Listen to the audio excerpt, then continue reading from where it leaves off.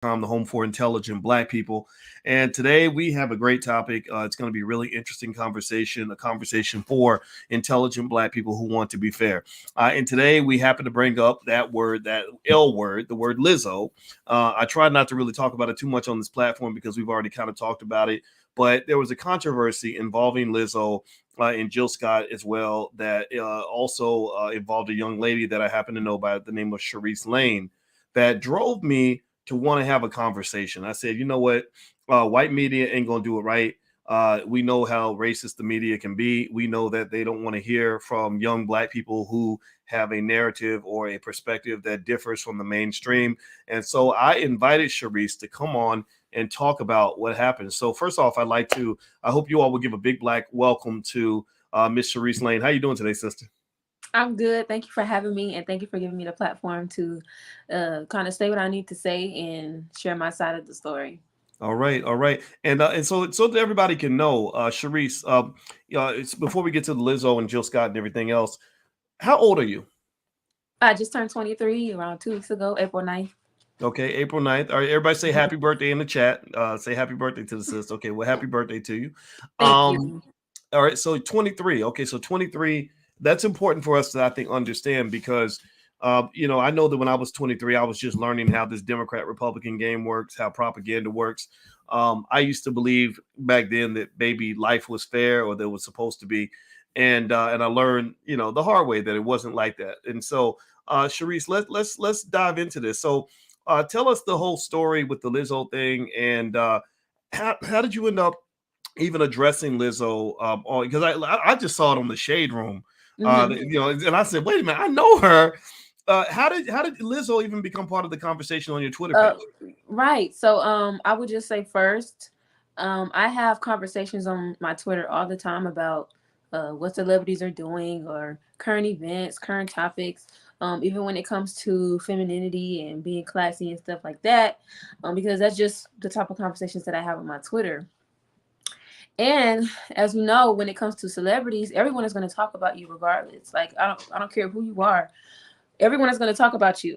So my tweet wasn't even to point the fingers at them. I was having a conversation about curvy and plus size women. Let me actually read the tweet before I get into explaining it. I don't know if you already have it pulled up, but I want to read it and then I'm going to explain what I meant by it. Well, what I'll do is I'm going to share what the Shade Room put up. Okay. Is that the one Yeah. that you'd like people to see? The one in the Shade Room? Yes. Okay, Yes. and I want everybody to know that we're not here to be biased or to just cape for Sharice just because she's one of us. It's really a matter of letting her voice be heard, and media propaganda is something else. And so here's the tweet. It's right there in the middle of us. It says, "Your size isn't the reason men won't date you. It's the level of class you have. For example, let's compare Jill Scott to Lizzo. Men, which would you date?" And so I want to ask the men in the chat, if you had a choice between dating Jill Scott and Lizzo, which would you pick? Which one do you think you could bring home to mama? Would you bring home Lizzo with the booty out, or would you bring home Jill Scott? The way she appears in this picture. Which one would you fellas pick? So that okay. So Lizzo. So it sounds like you weren't really necessarily aiming for Lizzo. It sounds like she came in as part of a bigger conversation you were having. Is that accurate? Yes. So, I was basically talking about plus size women and how, size kind of does matter, but at the same time, it won't stop you from getting a man. But what will stop you is the level of classiness you have.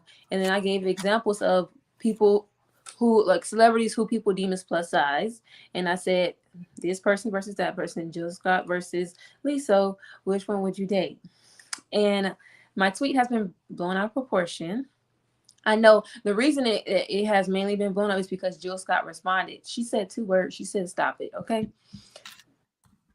You know, I see why she said that, but at the same time, I really wasn't aiming to put two black women against each other. What I was basically saying is here is an example of two celebrities, two plus size celebrities who I think is classy and not classy, and that is going to be what's going to determine if you're going to get a man or not. That's what I was saying. Um, but yeah, Okay. it was a pretty simple conversation that has been blown out of proportion. And for the past 2 days, I've gotten several messages, hateful messages, people telling me to kill myself, people telling me to end my life, you know. And Okay. I've also seen a lot of media sites write pieces on this, around five, 4 or 5 or 6 media sites write a piece on this, but none of them have reached out to me. None of them have came to ask me, why did I tweet it? I wasn't trying to put black women against each other. I wasn't trying to be. People have been calling me misogynistic. People have been calling me a pick me. At this point, I embrace the term pick me. I am. My name is Mrs. Pick Me. I feel like I've been through this since last year. There was another tweet that I tweeted last year, basically saying that I am the prize, and I listed the reasons why I was the prize, and that went viral, and everybody was calling me a pick me. Mm. Okay. But So I just think that they're mad at me because I'm kind of holding, especially when it comes to the tweet wasn't really about her, but now that she's brought up Lizzo, I'm kind of holding her accountable because even though she is a musical artist, at the end of the day, there are people that's looking at you, especially our young black women, our young black girls that are looking up to you, and you have to be a good example because whatever you do, they're gonna want to do. But people don't understand. They don't understand that. They don't want to be held accountable. A lot of black women want to hold other people accountable, especially when it comes to black men. Oh, the black man is this, the black man is that, but don't want to hold ourselves accountable. Me, myself, I even hold my own self accountable. I'm not perfect. I've been through a lot of stuff in my life. I'm only 23, but I've been through a lot of stuff. I've done some stuff that I'm not proud of, but I also have those mentors that put me in check that I go to and tell them, oh, I got into this situation and they get me in check. So I'm going to do the same when it comes to these celebrities. mm, Just because you're a celebrity doesn't mean that you're not susceptible to criticism. If mhm. you're in the spotlight, somebody's going to be looking at you. So that means you need to be a good example. Okay. So, and by the way, everybody, I'm speaking with Miss Sharice Lane, and we're talking about an interesting incident that just took place online. I'm gonna give you Sharice's Twitter so you can join and follow her. Everybody should follow her on Twitter. She's active on Instagram, and she's a smart young lady. And I thought that what was she was going through was very unfair. And so I wanted to just bring her in here so that all could hear her side of the story. Because what happened was that when she talked about Lizzo, the white media pretty much did what I know that they would do. Y'all saw when some of y'all saw when it happened to me, where what they'll do is they'll talk about you, but they won't talk to you. And so with black women, it seems to me that the white liberal media is pretty much saying shut up and dribble, basically. The female equivalent of that. Basically, shut up, don't talk. We'll define you for you. And I'm offended by that. I think that if they really wanted to know what you thought, they should have asked you. And the fact that these media outlets are all like, oh, this black conservative, this black woman, that blah, blah, blah, blah. And they didn't even take the time to even ask what you were, what your point was, is kind of interesting. Now, I want to just share something with everybody. And I'm going to bring T. Khalik in here in a minute because he has something he'd like to say as well. I did a survey, I did a poll with you all, and I asked you all, I said, what do you think about Lizzo and the imagery she puts out, which is funded by the record labels. This ain't really about just Lizzo. Lizzo is very talented. She's a great singer, but there's a lot of extra that comes with it. There's a lot of raunchiness. There's a lot of booty out, just kind of, behavior that is embarrassing to a lot of people and very, irritates a lot of people. You don't want to see them in front of children. I don't know if y'all remember when she went to the Lakers game and had her booty out and was sitting in front of kids, This is almost like, Happen on more than one occasion. This is what we're talking about. yeah, if I did that as a man and went somewhere and had my booty and my penis out, and I'm at a Lakers game, I mean that's hilarious to even say. I feel weird even saying that, right? They would, that would be considered almost predatory behavior. I saw her on TikTok. She was simulating the sucking of a man's penis on TikTok, which is yeah, it's an app for children. So when black people speak up on this and say, why are you celebrating this image of the black woman? That's a problem. It's think about this. I want y'all to give me a yes or no in the chat. Yes or no. Can anybody think of any white woman who is just as famous as Lizzo right now, who is being promoted the same way as Lizzo, as an overweight hoe, basically? Let's just call it for what it is. Can you think of any white female as famous as Lizzo? Are they doing that with Adele? Adele is a big girl too. Not she's lost weight, but she was big at one point. right. Are they having Adele twerking and pulling a booty out at every public event? Like, there is no white Lizzo. And I want everybody to kind of just notice that this is what they do to you. They put you in this box. And then when black people speak up, the attacks start coming. Well, guess what? We attacking back because this is racism. That's what it is, racism. So anyway, what I'm going to do is bring in T because I want to hear what T has to say about this. I know T has a lot to say. Now I see two feeds in for you, T, but I'll pull in this one. Hey, T, how you doing? Hey man, what's going on, y'all? Going very well. Everything's great, man. Great to see you, brother. Great to see you too.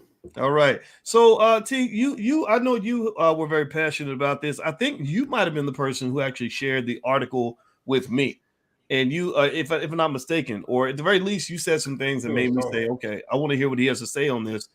So, what are your thoughts in terms of what transpired between Sharice and Lizzo with the Jill Scott stuff and all that stuff?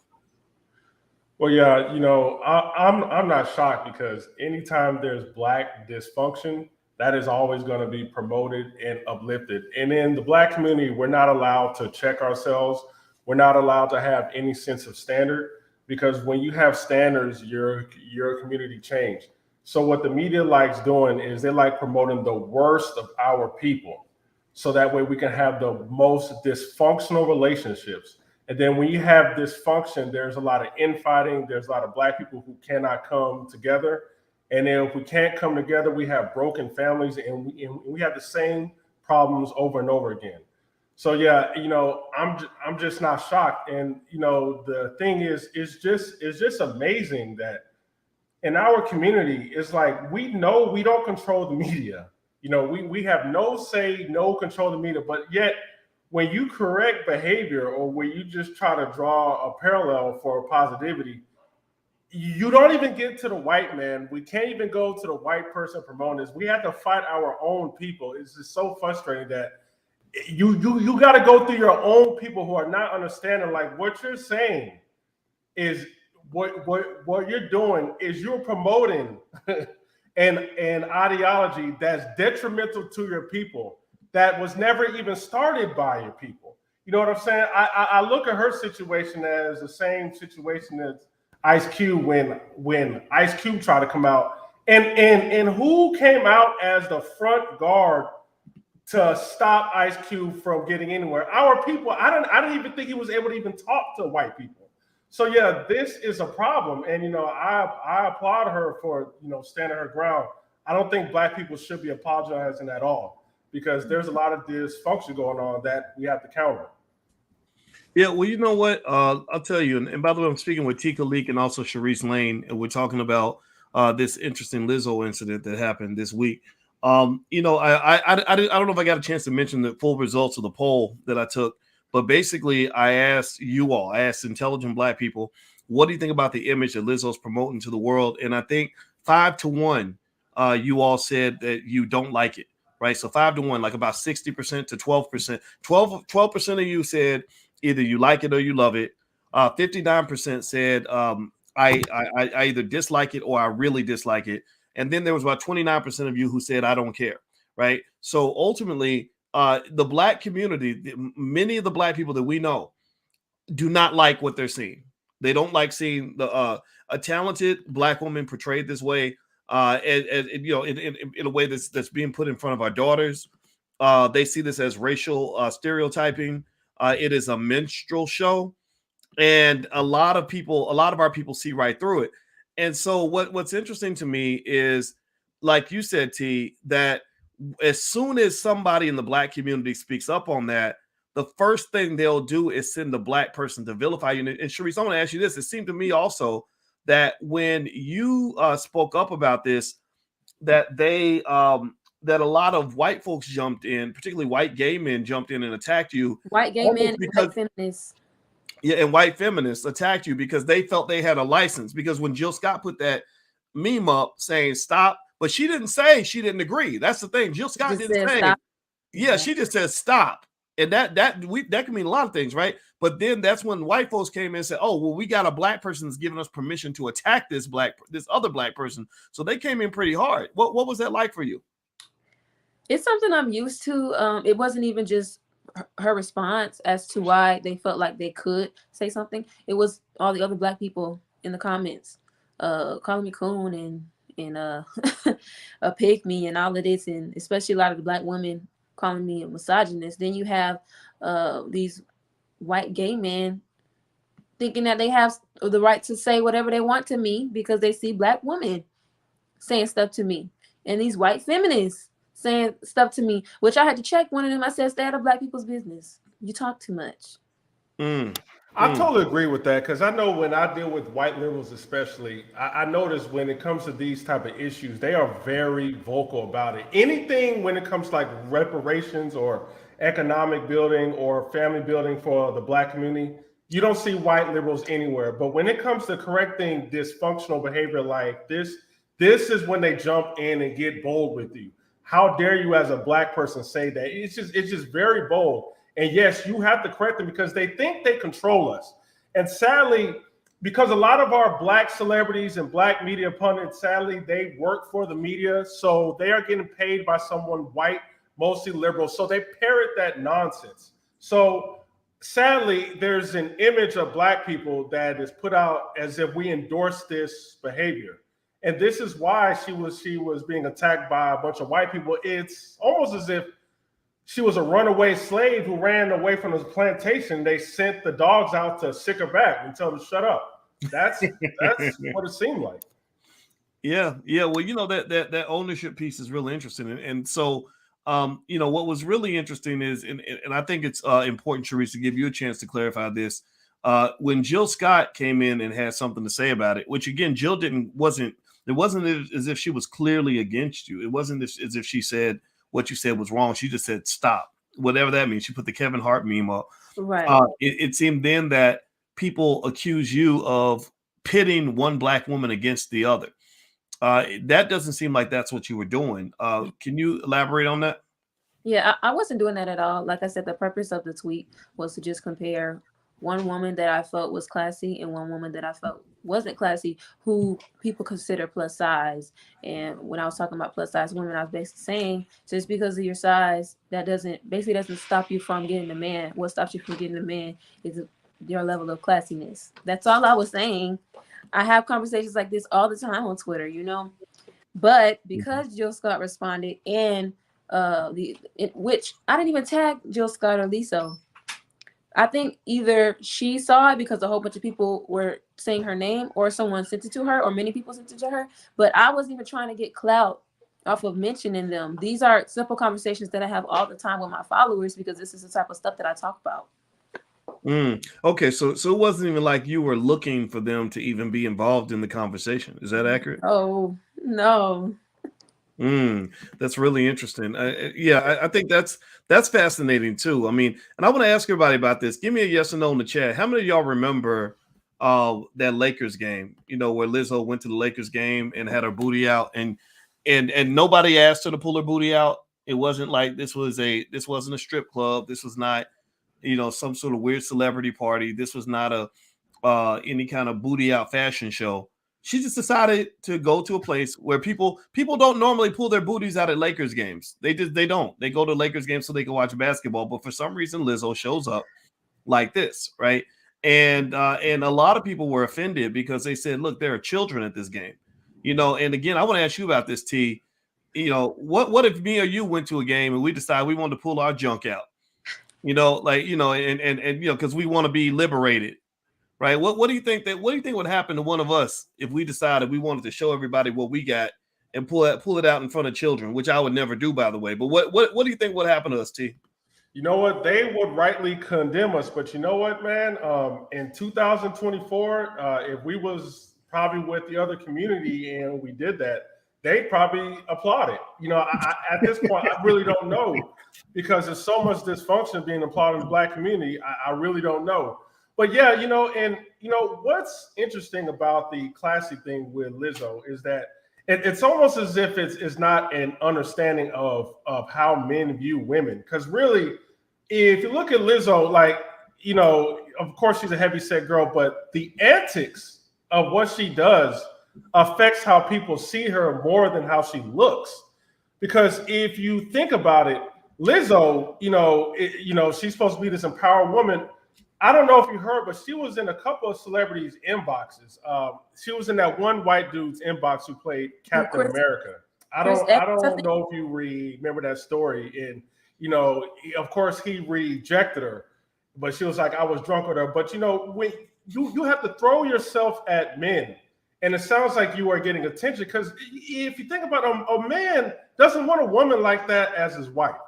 How can you have a woman like that and then she raises your kids, but then she promotes that type of imagery? Like, what if you have a daughter? So you want your daughter to grow up thinking that that's okay to behave that way, and then not even realizing that when men even think about Lizzo, because what she portrays, but because what she puts out, if a dude was seriously, I mean, not even seriously, but just to entertain her, he would probably just want to sleep with her and that's it, and not take her seriously because of the antics that she portrays. So, yeah, I mean, it's not a good role model for black people, especially young black girls trying to come up looking like that and thinking like that is a good model to be attractive, just throwing out your butt like that. Okay, so my question, I want to ask everybody in the audience this. And by the way, I'm speaking with T. Khalik and also Sharice Lane, and we're talking about Sharice's run-in with Lizzo and the Lizzo mob, and also some other things that happened with that. If you could, please take a second and hit the thumbs up button. Thumbs up, thumbs up, thumbs up, share, subscribe. This is an example of why we need black media. We need to have our own platforms so that our voices can be heard, so that people won't think that every black person is co-signing on the nonsense that you see in the media. I can just tell you right now, both T and Sharice, I'm going to invite both of them to the All Black National Convention, because that's the place, one of the places where we get together and we really make our own rules as family. And so if you want to know more about the convention, just go to boycewatkins.com. It's going to be at the end of October in Charlotte. And because I think we need our own spaces. We really need our spaces to shape who we're going to be, because we can't build a community. You can't build black power and black wealth or anything, or black family, when you have a whole community full of Lizzos. No disrespect to Lizzo. We don't hate you. We don't necessarily like the record labels that are paying you to degrade yourself. So here's what I want to ask everybody. A quick question. Give me a yes or no in the chat. How many of you would want your daughter to grow up and be just like Lizzo?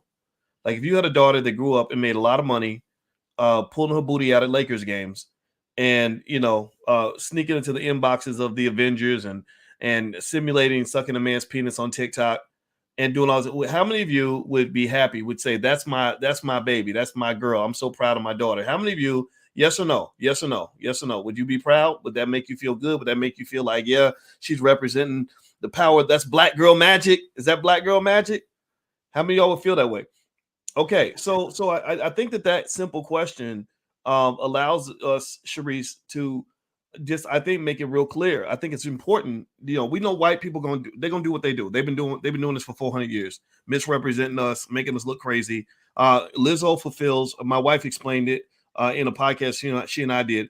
She fulfills two historical minstrel show stereotypes. There's the stereotype of the Jezebel, which is basically the hoe. And the other stereotype of the black woman as the mammy. So she's the mammy hoe. That's pretty much what they are marketing her as. They don't do this with white women, and this is just real. So Sharice, as a 23-year-old, how do you what is it like for you when you are going into a world where people think that this kind of stuff is normal? Like, you're a young woman, one day you're gonna get married and have children and everything else, and your whole life is in front of you. What's it like dating black men in general, when you've got some men who have been falsely led to believe that this is normal behavior, and that what you're doing by trying to be intelligent, trying to be classy, trying to be solid, or that they think that's abnormal? What does that feel like for you? I'm in Florida, and in Florida, it's full of city boy and city girl culture, especially in Orlando and Miami. It's hard because the type of men that are around here, no disrespect to black men, but some of the type of men that are around here, all they're used to is city girls, and I'm just not that type. Now, I do have some men approach me that say, "Oh, you're different." Well, I know that because you're not used to the type of women like me that I am. But it is hard, and that's kind of like one of the reasons why I'm not dating right now, because I feel like I just need to get in another area with men that know value when they see it, and they're not that are not city boys, basically. City boys. I never heard that term before. T, have you City heard the boys term? and city girls. Yeah, this is the wilding out dudes. But you know, this does go back to the stereotypes with the black community because a lot of us do say, you know, one black person doesn't represent us, and that is true. But what we have to understand is then when Lizzo does the things that she does, then it gets co-signed by black people and black women. That creates a stereotype because even though you're not Lizzo, when people see you supporting it and it's majority from your race, it creates a stereotype. Well, dang, all of you act that way. And then, you know, just piggybacking of the black man, if that is the stereotypical black woman that behaves like Lizzo, no man is going to treat a woman like that seriously. There's absolutely no way. So yeah, what they're going to try to do is get what they want to get and bounce. So yes, I do think that black people do need to definitely guard our image a lot better and call this behavior out because all of us don't represent it, and it is frustrating that when you call it out, we have an internal fight. Like I'd rather fight outsiders than we have to battle ourselves. It's like, yo, how were y'all raised? Y'all don't see a problem with this? Like where is this coming from? I mean, is the media has so thoroughly brainwashed our people where this is just seen as normal? So yeah, that's the problem with the stereotypes is black people need to guard our image better. Otherwise, people are going to keep seeing us in the lowest common factor. Well, you know what's interesting is, y'all know I'm gonna take this picture off my screen before I get banned on YouTube for showing this. But the thing that's interesting to me is, I always follow the money, and one thing that a lot of our people don't understand is that all money ain't good money. We think that a Negro on TV making money is successful. That's it. Like, that's all you got. If you on TV, if white people put you on TV and they paying you big money, you literally could be making that money by having sex with animals, and black people will be like, black excellence, y'all. That's black excellence, y'all. That ain't black excellence. That's like high paid buffoonery. That's what it is. And so one of the things that we got to do is increase our self-esteem to the point where we realize that just because somebody's paying you money to do it, don't mean you're doing the right thing. That don't mean you're winning. Sometimes they're paying you to be a public loser. They're paying you. They're using the money to manipulate you like a puppet. And so again, I encourage everybody to not just look at Lizzo. I don't think it has to be about Lizzo and attacking Lizzo. It's really looking at the record label. Who's funding Lizzo? Who's paying her paycheck? Who's writing the checks and saying, "Okay, girl, pull your booty out again. We'll give you another $500,000." That's what you got to look at, because if they were paying her to do something else, if they were paying her to carry herself like Sharice, she'd be like Sharice. She'd be dressed with the, nice proper clothes and speaking proper English and all that. But they're paying her to be the mammy hoe. They're like, look, we have a list of Negro stereotypes. We are going to compensate you well as long as you behave like the cartoon character that we know you black women are. So whenever anybody comes after T or Sharice and says, "Oh, you're attacking black women because you don't go along with Lizzo pulling her booty out of the Lakers game," I say, no, actually, this is a way of protecting black women, because I hear from a lot of black women who say that's not who I am. Do you know how many really talented singers can't even get a record deal because they won't pull the booty out? Right. So T, I want to ask you a question. I want to ask you this question, T. What do you think about this also? I remember when I had my little weird Lizzo thing, and the media did exactly to me what they're doing to Sharice. You know what they do? They'll talk about you, but they won't talk to you because they want to define you. It's white supremacy. That's what it is. I remember one of the things that I said was, why are we promoting obesity, flat out obesity, as if that is body positivity? I used to be overweight, much more overweight. I still am, actually, but I was really overweight a few years ago. My wife, who loves me very much, who is a classy woman, she said, "Look, I love you, but you got to lose weight." Right. So she didn't hate me. She didn't dislike me because I was overweight, but she did say, if you don't do something about this, it's going to kill you. It's going to cause you health problems. Right. So fast forward that I think about when you talk about Lizzo and obesity, it's almost as if they're encouraging it, like they're marketing obesity, like that's a good thing, right? So here's what's fascinating. If you were to go look at the list of the top 10 reasons Black people die, right? The top 10 causes of death for Black people, at least 4 or 5 of the top 10 causes of death are related to obesity. And you know this, T, during the pandemic, what was the number one factor killing Black people from COVID? Obesity. So to me, when you are encouraging obesity, when you're marketing obesity to Black people, you're basically encouraging Black people to die. Am I crazy or am I right? What do you think, T? No. That absolutely is the case, and I like how you mentioned your wife, because someone who truly loves you is going to give you advice to help you out, to keep you healthy. Someone who doesn't care about you, someone who's exploiting you for your money, is just going to keep lying to you. That's just a yes man, just to get whatever they can out of you. So yes, that's exactly what is going on with the Black community. And what was frustrating, especially during the whole jab period when everyone was locking down, when they talked about the Black community dying, you're right. They didn't mention anything about our health. It was almost just the virus was just racist. It was just a racist virus, completely affecting us only.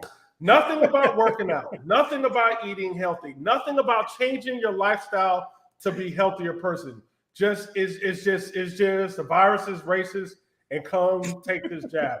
So yeah, the Black community has to understand we are being exploited. Like these white liberals, even if it comes to the conservative side, they are not our friends. They just use our skin color and our Blackness to promote whatever agenda. Because how are we still complaining about the exact same issues? Like I'm telling you, since I was a kid until now, Black people are talking about the exact same issues. It don't matter how many Black people you have in the politics. It don't matter if you got a Black president. It don't matter if you have Black congressmen. We are complaining about the exact same issues. So yeah, these people don't care about us. We are expendable to them. And I truly agree with you. Black media, real Black media, is the only counterbalance to this, because only on here where you are going to hear the unfiltered truth about what is going on with the Black community. So, Sharice, I want to ask you a question. You may not be older. Have you ever seen The Wiz, the original Wiz? Either one of y'all?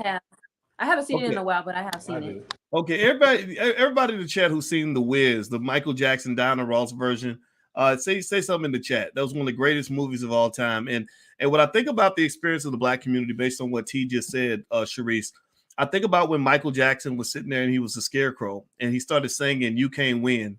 You can't win, you can't break even, and you can't get out of the game. People say things will get better, but really they just stay the same. Anybody remember that? Right? And that's what I think about when I think about the Black community.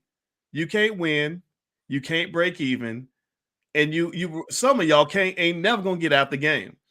And so when I see you as a person who has Sharice, chosen to vacate the Democratic Party.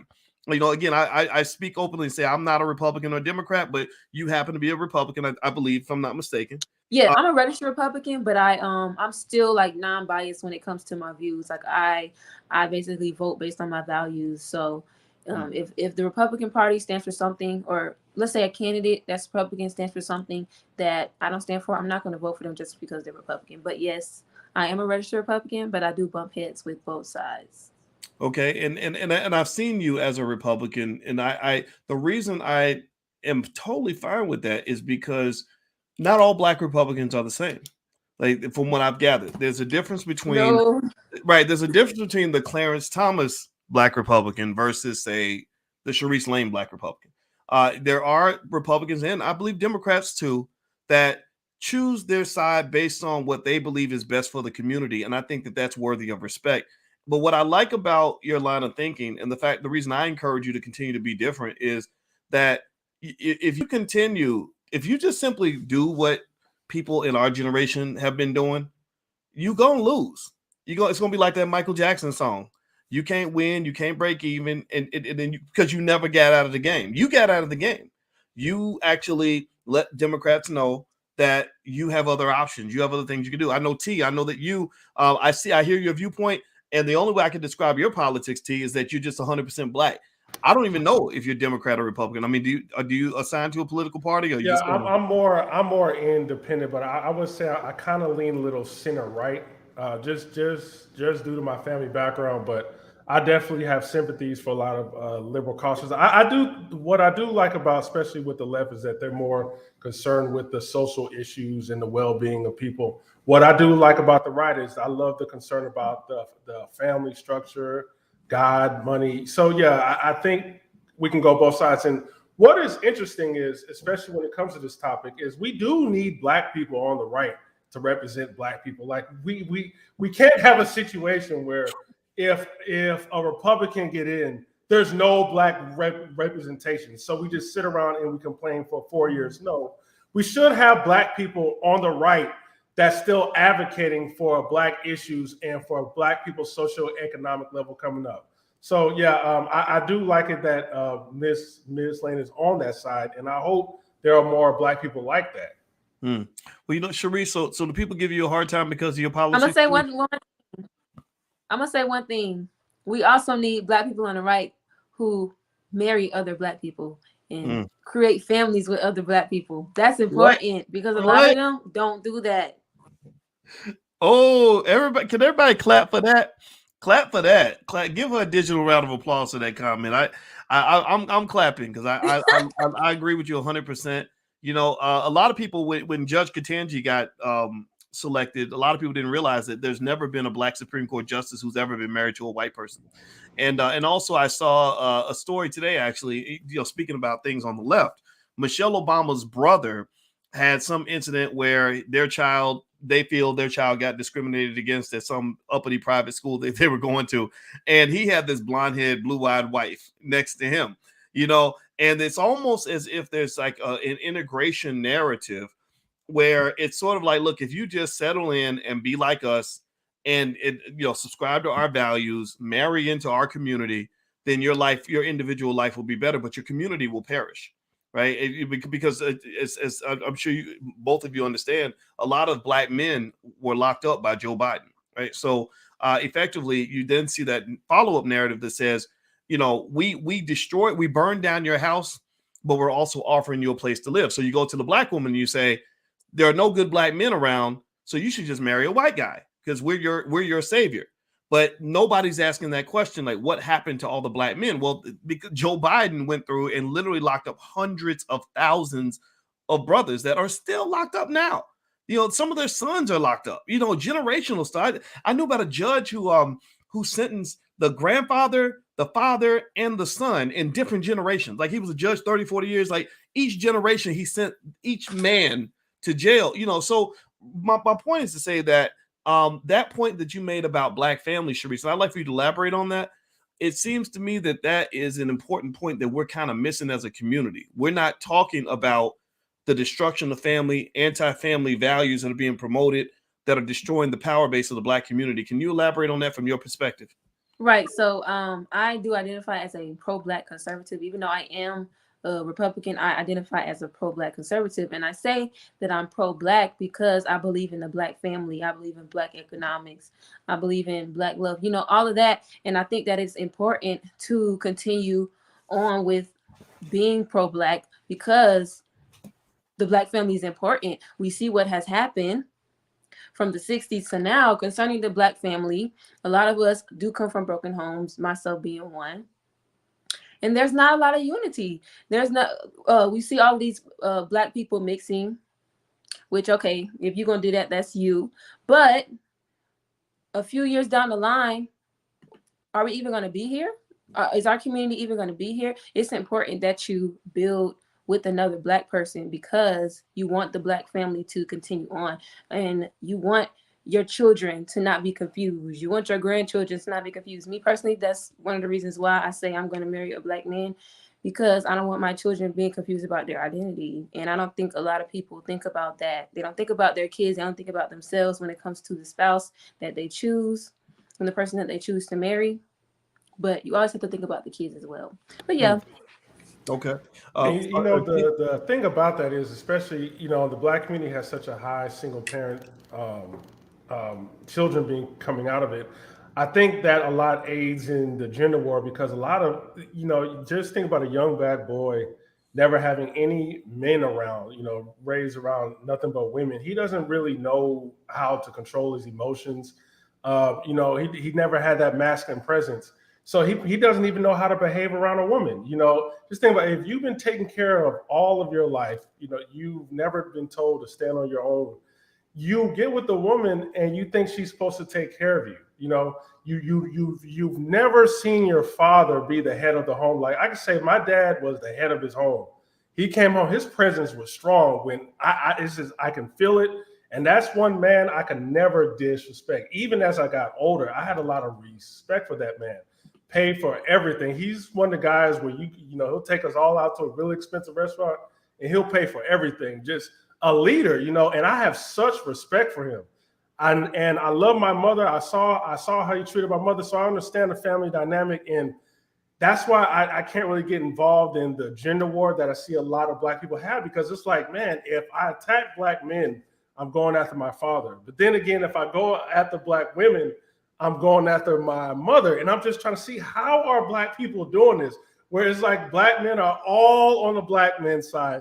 They can't find any flaws that black men do. And then you have black women doing the same thing. I'm like, what is going on? But yeah, I'm starting to see a lot of this is due to us not really understanding the opposite sex, because we've never really was raised around in a healthy environment to see how we're supposed to operate. Right. I would say, even though I did grow up not really having both parents in the home, one thing that I did have was my grandparents as an example. And I talk about them a lot because they are a big inspiration to me. And they're the reason that they're kind of one of the reasons why I'm the way that I am. I've seen the way my grandfather has treated my grandmother and vice versa. I've seen them always say, I love you. My grandma say they wake up every morning saying, good morning, my love. Read a scripture together. They've been married for 56 years. And even though I didn't have necessarily the example of my parents, I had my grandparents.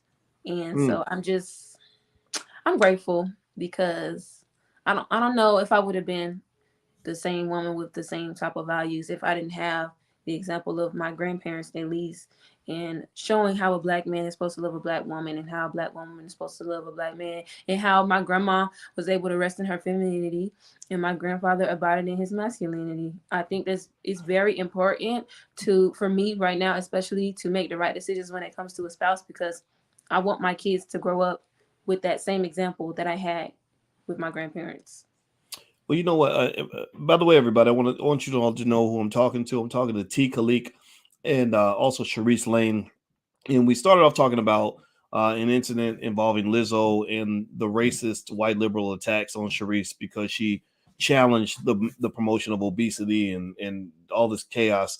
But we decided to actually bring the conversation back to us, which is really what matters. I mean, that to me is a better conversation. If you could take a second, everybody, hit the thumbs up button, thumbs up, thumbs up, thumbs up. And also I'll put Sharice and T's information on the page so you can follow them. We have to create our own heroes. We have to pay attention to the people we want to hear from. Mainstream media should not be your guide in anything. And so, one of the things I was thinking about as you all were talking about, like you were talking about, Sharice, your grandparents being married 56 years. T, you talked about your strong father. What's your father's name, T? Nasheed Abdul Khalik. Nasheed Abdul Khalik. All right, so Nasheed, Mr. Nasheed, Big Daddy Nasheed. So what you're referring to, in my view, is you're talking about a template, a blueprint. You're talking about an instruction manual that you got as children that shaped your values and shaped your culture. And the reason I think that's so important, and this is why I think you two think differently from other people, is because you knew who you were before the media got a hold of you. Somebody else told you who you were before the public school system got a hold of you. So you're not going out into the world saying, okay, I'm going to go along with whatever's popular because somebody gave you your identity. They gave you your culture. And I would encourage everybody to learn from that. Pay attention. You have to give your kids their culture before somebody else does. You don't want your child picking up her culture from watching TikTok videos and seeing somebody with their booty out, because then you're going to have a problem. And the other thing that's interesting too is I'm hearing you, and this is actually why my wife wanted to implement speed dating at the convention, is because of exactly the problem that you described. When you have certain values, when you're black and you're trying to be solid and you're not trying to go along with the mainstream, you're trying to be different, dating can be hard. You know, it's like going out into a thunderstorm. Instead of water coming out of the sky, it's like shit just falling out of the sky. It can be a terrible feeling. You're literally covered in shit. And what we did at the convention was we implemented speed dating. It was really successful. And Keisha Ravenel, who actually had kind of had some tough relationship experiences, she went to the convention and met another brother who's super solid, and now they're engaged and they're about to get married and everything else. And that made me happy. So what I think for everybody that's listening is that you got to pick your spots in terms of who you want to blend your life with. Like, think about it. Would you go start a business with somebody who has never run a business and has never seen anybody run a business? No, you wouldn't. That business is going to fail because they don't know what the hell they're doing, right? Or would you run a marathon with Lizzo, or with somebody who's like 400 pounds, who's never run before in their life? No, you wouldn't try to run a marathon with a person like that because they don't know how to run a marathon. They haven't been training. They're not in shape. So in my view, marriage and family, that's a marathon. That's a marathon for your ass. That's a marathon mixed with calculus, because you always have to solve problems. You got to figure things out. You got to have patience. You have to have discipline. You have to have all these things. And if you've never experienced that and don't have a desire to learn these things, you're going to probably fail. So my thought is either one, if you're picking somebody to have in your life, either pick somebody who has already seen a blueprint, right? So Sharice, if you're picking your husband, I would ask him, so tell me about your parents. Tell me about your grandparents. What was it like for you growing up, right? And then if he doesn't have the things in his background that show he's seen a blueprint, I would try to see what he's doing to fill that void. You see what I mean? Like, where did he read some books? Did he take the time? Did he say, I really want to break the generational curse and this is what I'm doing? Like, I think you have to see that, because a lot of people that you literally, when you marry somebody who ain't never ever seen what a healthy relationship looks like, you literally are trying to run a marathon with a fat person. It ain't gonna work. They're gonna get 50 yards down the road. They're gonna be like, whew, I can't go no further. This is too much. It's too much. So you need to run a marathon. The marathon of love must be run with another marathon runner, somebody who understands we got 26.2 miles in front of us. It's going to be hell, but I'm in it. I'm with you. If you with it, I'm with it. We're going to stick together. We're going to fight through it. So that's my 2 cents. That's just, I'm throwing out there. I hope that helps. I didn't want to be preachy, but I'm really encouraging everybody to think that way, because if you do it wrong, it'll fuck everything up. Like, your whole life will be shit and you won't be able to accomplish nothing. You'll be unhappy, stressed out and all that. So find somebody that's going to benefit you, not hurt you. So I'm gonna let you get the T, and then Sharice. I'll let you take us out, Sharice. And T, what are your thoughts? You can just give a random thought. I don't even have a question. Yeah, I want to talk about the black man and the white woman thing. And what angers me is black men putting white women on a pedestal. Because it kind of make us look weak. Because it's like we have to go to another race of women because we're failing with our own. And what we don't understand is white women aren't really checking for us like that. You know what I'm saying? And I'm like, who do you think the white man is fighting his own woman about the feminism thing? Y'all are talking about, black feminists. And I'm like, that came from the white woman. Look at where the Me Too movement started off. All these false accusations leveled against black men, all this gender nonsense that we are talking about, a lot of this are spearheaded and led by white women.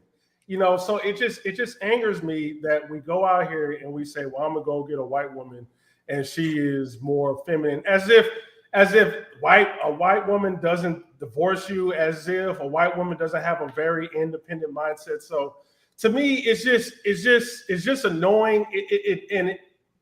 If the imagery of it doesn't even make us look good for white women, because when white women see that, it does kind of make us look weak as well, because it's like, well, what's wrong with your own women? That are you not masculine enough? Are you not ahead of your home? Are you not got your life in order? Because I'm gonna be honest with you, Dr. Boyce. If you're a man who's on top of your game and on top of your status, you're not gonna have these problems where a woman is gonna run over you. You are going to be able to see that. And if she sees you grinding, she is going to respect you. It doesn't matter what race. You can, even if you talk to the most hood of the hood rat, if she sees you as a leader, protector, and provider, she is going to respect you.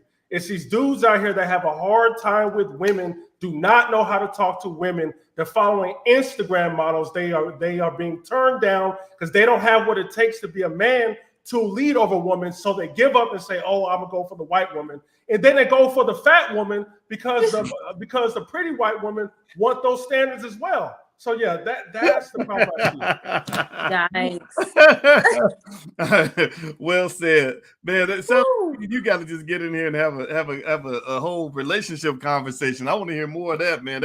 That's a good point. You know, they say that, you know, if you're committed to your masculinity, then you just be committed to it, and most good women will respond to that and respect that.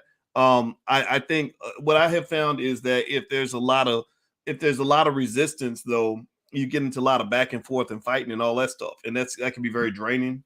And I think what I remember when I chose my wife, I was kind of in the category where Sharice was talking about. My wife was classy. You know, I know we've been friends for a long time. I wasn't even interested in marriage until, you know, later on in my life. I didn't even know if I was ever going to get married. But the thing was, if she had been, you know, a little too wild, a little too out there, a little bit too for the streets, if you know what I mean, I don't know if that would have been my cup of tea. I probably would still been attracted to her, but would I be willing to, you know, put my life in her hands and my 401k and everything else? I don't think so. I don't think so. You know, so that point that you made, Sharice, and I'd love for you to elaborate on it and share anything else you'd like to share as we bounce out. That piece about class that you laid out there, it's crazy to me that people get mad just because you say, "Hey, look, if you want a man to want you in a certain way, presenting class does help you." There's nothing, I don't think there's anything sexist about that. I will say, if my wife was not classy, I'm not bringing a classless piece of shit woman home to my mama. My mama would slap me like Will Smith at the Oscars. Like she'd be like, what is this that you drug in the front door? Why is it wrong to talk about that, Sharice? What's wrong with encouraging Black women who want a quality man to be classy and quality themselves? What's wrong with that? There's nothing wrong with it. I think people make a big deal out of it because they know that they're not the type of women that men that they want. So then they bring us down, the type of women that we are, you know, the classy women, they bring us down because they can't attract the men that they want. There's nothing wrong with being classy. A lot of classy women exist. I think that the media promotes women that aren't classy for a reason, to make it seem like we don't exist, especially when it comes to Black women. But it definitely does matter. And yeah, that's basically it. We're out there. If you're a masculine man, you might think that it's hard to find a feminine woman, but if you're a true masculine man, you're going to attract that feminine woman who carries herself in the right way. And I'm not saying that you have to be perfect, because like I said, I'm not perfect. I've done things in the past that I haven't been proud of, but I think what matters is what you're doing now and how you're carrying yourself now. And yeah, that's basically it. Well, you know what? You are definitely classy, and everybody give a shout out to the classy young lady that had the courage to come in here and share her point of view. I hope everybody will applaud for her. And I've been going out of my way to ask y'all to do that, because we got to encourage young people who are trying to break generational curses, you know, and don't you worry at all about, you know, if you do make mistakes, that's okay. You know, we all make mistakes. We all do. And I just really, I have a lot of respect for you, and I respect your grandparents for raising you in a way that leads you to be a great young leader for the community.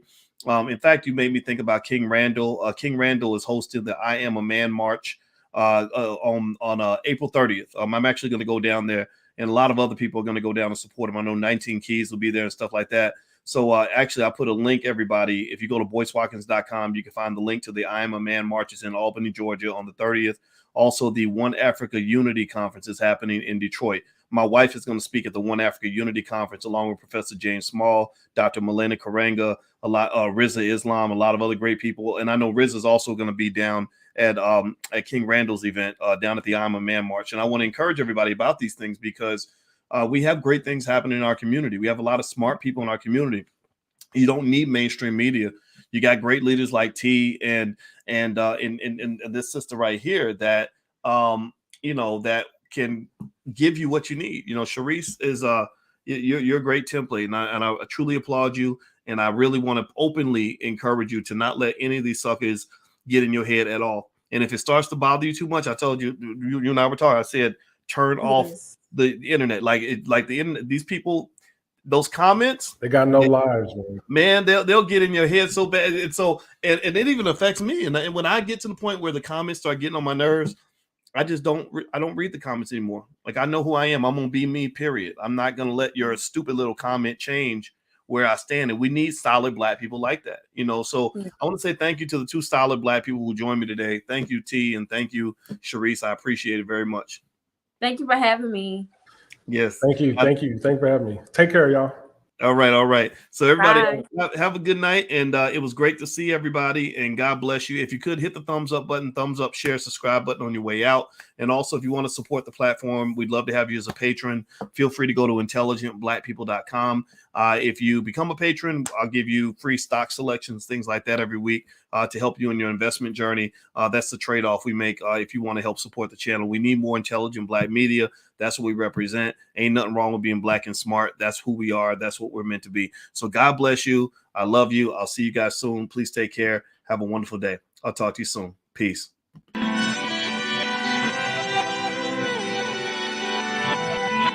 Here we are, clan the isms, cataclysm, great. Our people out here struggling, trying to make it in this state. Everybody out here doing it, but we the ones too late. Now family, we the ones who gotta delegate. Get that money in the power, never be fake. Stick to co-sign for 3. What did he say? Create jobs, support our own. Educate the same and buy back your home. Got 3 degrees, triple 10. 3 PhDs, now we on the CNN.